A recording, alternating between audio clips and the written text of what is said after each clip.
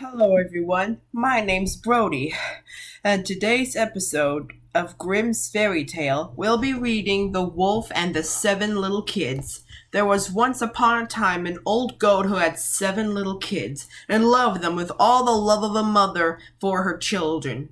One day she wanted to go into the forest and fetch some food, so she called all seven to her and said, "Dear children, I have to go into the forest. Be on your guard against the wolf. If he come in, he will devour you all, skin, hair, and all. The wretch often disguises himself, but you will know him at once by his rough voice and his black feet." Boy, that is finally.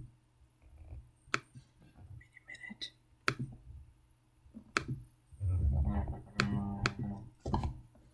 Oh, the kid said, "Dear mother, we will take good care of ourselves. You may go away without any anxiety." Then the old one bleated and went on her way with an easy mind. It was not long before someone knocked at the house door and called, "Open the door, dear children. Your mother is here and has brought something back with her for each of you." But the little kid knew that it was the wolf by the rough voice. "We will not open the door," cried they. "Thou art not our mother. She has a soft, pleasant voice, but thy voice is rough. Thou art the wolf." Then the wolf went away to a shopkeeper and bought himself a great lump of chalk, ate this, and made his voice soft with it. Then he came back, knocked at the door of the house, and cried, "Open the door, dear children. Your mother is here and has brought something back with her for each of you."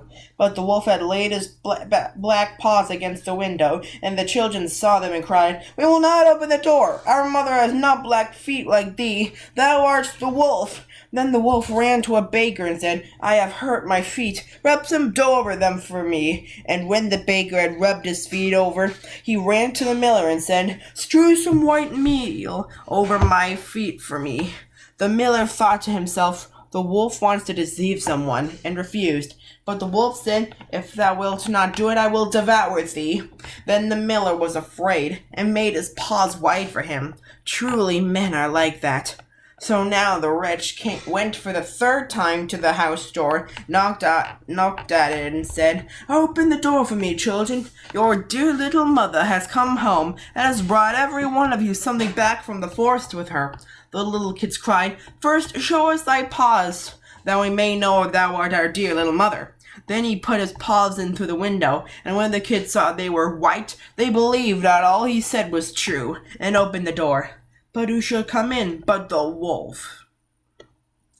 They were terrified and wanted to hide themselves. One sprang under the table, the second into the bed, the third into the stove, the fourth into the kitchen, the fifth into the cupboard, the sixth under the washing bowl, and the seventh into the clock case.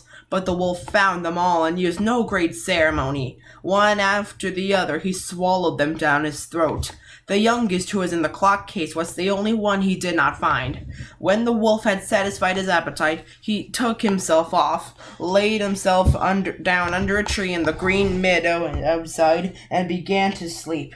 Soon afterwards the old goat came home again from the forest. Ah, what a sight she saw there! The house door stood wide open. The table, chairs, and benches were thrown down. The washing bowl lay broken to pieces, and the quilts and pillows were pulled off the bed. She sought her children, but they were nowhere to be found. She called them one after another by name, but no one answered. At last, when she came to the youngest, a soft voice cried, "Dear mother, I am in the clock case." She took the kid out, and it told her that the wolf had come and had eaten all the others. Then you may imagine how she wept over her poor children. At length, in her grief, she went out, and the youngest kid ran with her. When they came to the meadow, there lay the wolf by the tree and snored so loud that the branches shook. She looked at them on every side and saw that something was moving and struggling in his gorged belly. "Ah, heavens!" said she. "Is it possible that my poor children whom he was swallowed down for his supper can still be alive?" Then the kid had to run home and fetch scissors and a needle and thread, and the go cut open the monster's stomach, and hardly had she made one cut than one little kid thrust his head out, and when she cut farther, all six sprang out one after another, and were all still alive, and had suffered no injury whatsoever, for in its greediness the monster had swallowed them down whole. But rejoicing there was, they embraced their dear mother, and jumped like a tailor at his wedding. The mother, however, said, "Now go and look for some big stones, and we will fill the wicked beast's stomach with them while he is still asleep." Then the seven kids dragged the stones thither, with all speed, and put as many of them into his stomach as they could get in, and the mother sewed him up again in the greatest haste, so that he was not aware of anything and never once stirred. When the wolf at length had his sleep out, he got on his legs, and as the stones in his stomach made him very thirsty, he wanted to go to a well to drink. But when he began to walk and move, the stones in his stomach knocked against each other and rattled.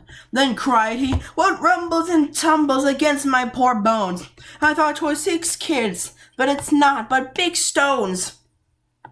And when he got to the well and stooped over the water and was about to drink, the heavy stones made him fall in, and there was no help, but he had to drown miserably. When the 7 kids saw that, they came running to the spot and cried aloud, "The wolf is dead! The wolf is dead!" and danced for joy round about the well with their mother. Be sure to like, comment, subscribe, and hit the notification bell, so that way you won't miss any of my new episodes. This is Brody signing out.